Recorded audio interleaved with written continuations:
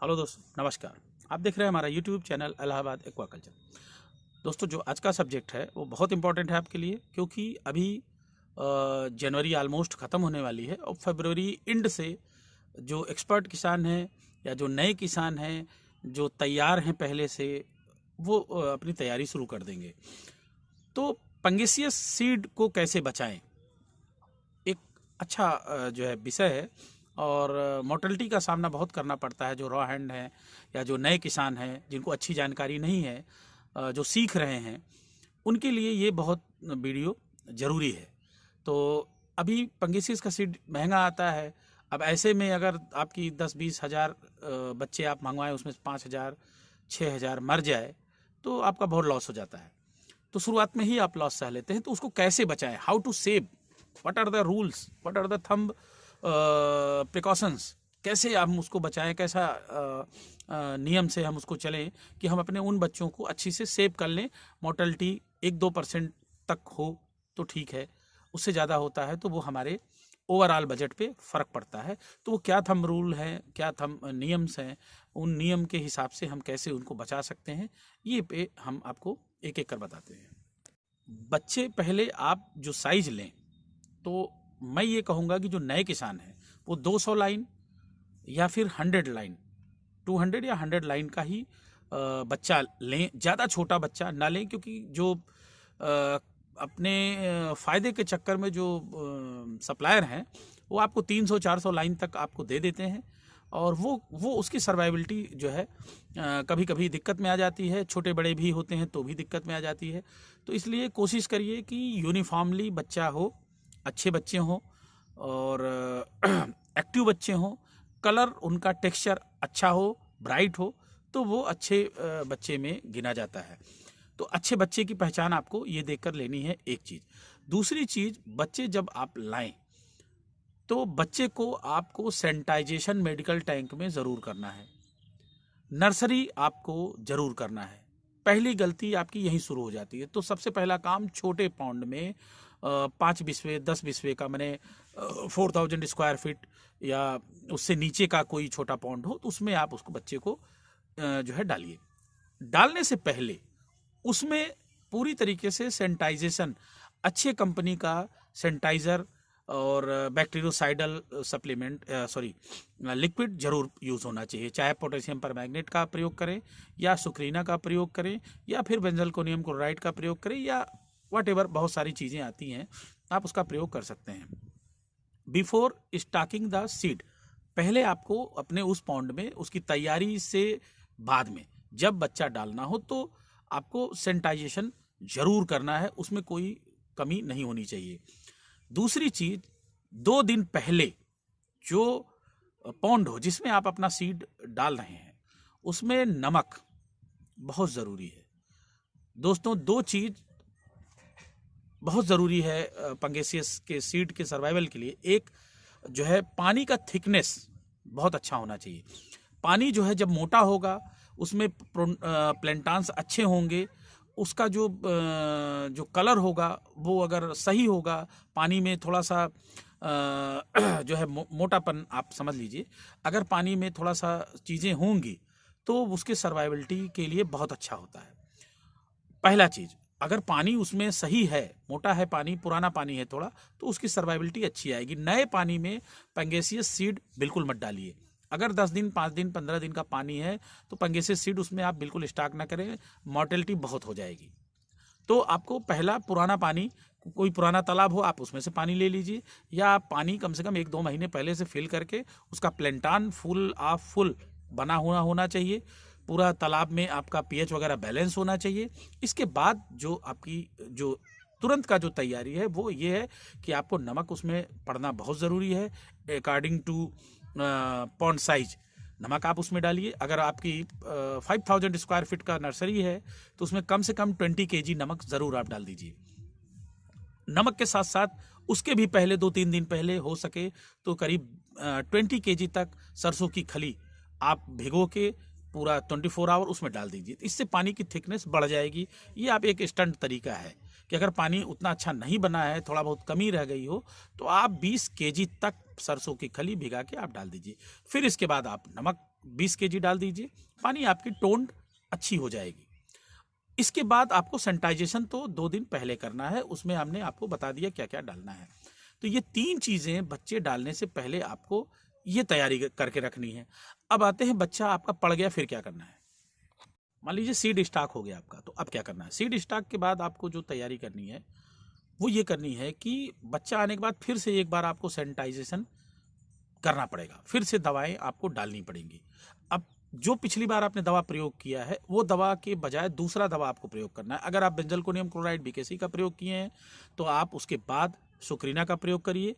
अगर जो किए हों उसके अल्टरनेट आपको ही प्रयोग करना है। अगर आपने इन दोनों का प्रयोग किया है तो फर्स्ट ऑफ ऑल आप पोटेशियम परमैंगनेट से भी काम शुरू कर सकते हैं। इसके बाद आप बीकेसी या सुक्रीना का प्रयोग कर सकते हैं, फिर आपके पैसे भी थोड़े बच जाएंगे। अब आते हैं, अगर मछली को इन्फेक्शन हो गया है, बहुत सारी मछलियां दूसरे तीसरे दिन 2 कॉमन डिजीज इनको जरूर पकड़ लेती है। कम से कम 24 घंटे बाद, यानी 2 दिन बाद, 2 से 3 दिन के अंदर में आपको उसकी मोर्टेलिटी देखना शुरू हो जाएगा।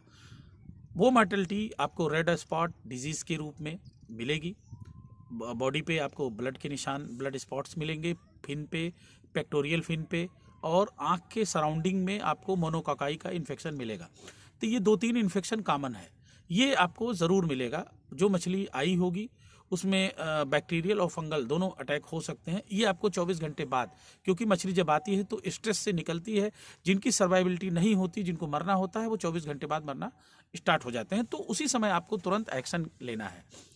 अभी दवाएं आपको जो डालनी है वो मैंने बताया, अल्टरनेट करके आप इनमें से कोई भी डाल सकते हैं। एक दवाएं बार बार प्रयोग नहीं करना है।